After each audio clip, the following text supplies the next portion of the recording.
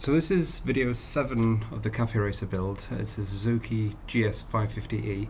I've stripped the whole frame down, put a brat style loop in the back, ground down all the tabs, everything that we need. Obviously this frame's been shortened and some little trays for the electrics has all gone in. So we've sent it to the powder coaters and it's come back. It's looking absolutely brilliant.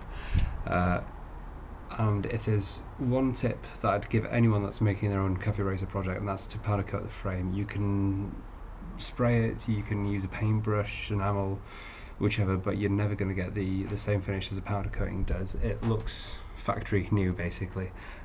Absolutely worth it. So I've got my ballistic Evo 2 8-cell battery in here.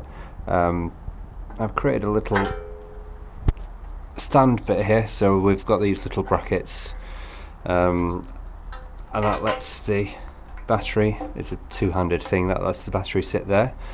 I've got a place for the fuse box, the regulator here, that's all drilled, wires can go through here, but it's looking really nice. Yeah, they've just done a really good job, so I've got to give a quick nod to the people that did it to me. It's a company called Potteries Powder Coating in Stoke. Fair play to them. It was reasonably priced for all of this and all these little bits as well. It was, yeah, the result is just brilliant. Sandblasted everything, and that's it. It's just ready to put all together now. We've also got some other bits. So we've got two of these. Oh, we've got the rear suspension as well. I've got so many things to put on the bike. These new rear suspensions, they're going to go on the back. Yeah, it's a two-handed job. I'm not going to try that.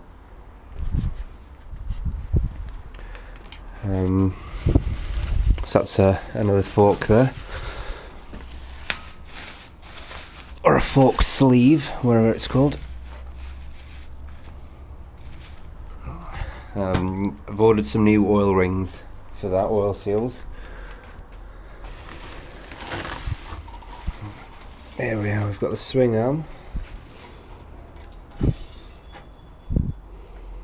That's come out really nice.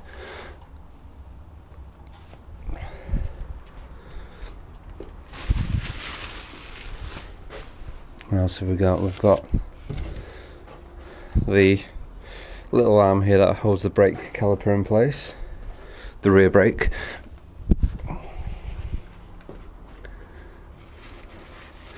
The yoke, that's the bottom. Put these little screws there. And this is the top of the yoke. So I had one person asking me whether I was going to grind these down any further, and the answer to that is no.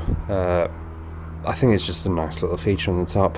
You could spend time making it plainer, but you've got these little holes at the bottom, so I suppose you're going to start messing around with the structure of it and how strong it is.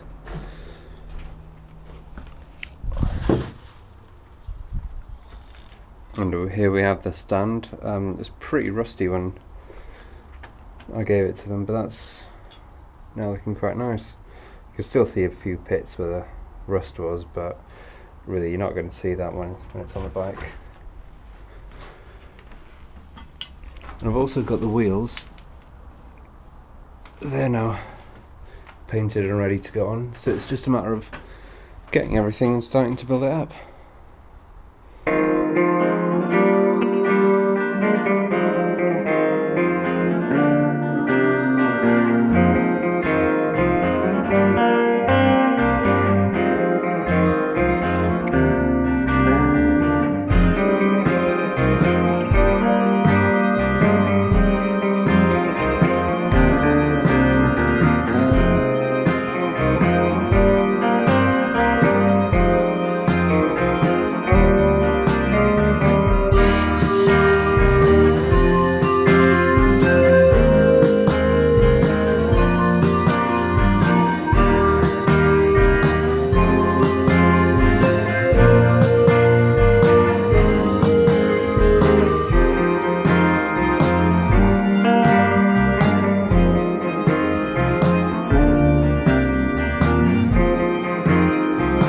So this is the bike as it stands now. I've put the tank and the seat on just to see how everything looks.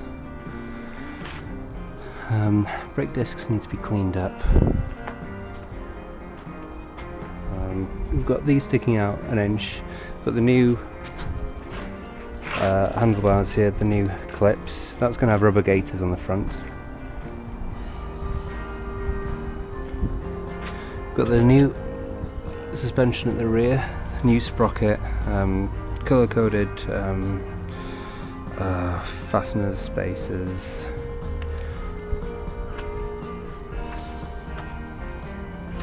And the same on this side.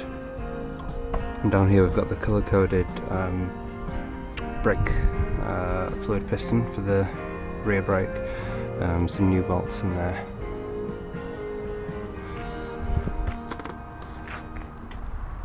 And on the back here we're going to stripe that off the same as the front, so that's just have the first coat on and then mask that off and do the second coat, so it'll be all the same colour there.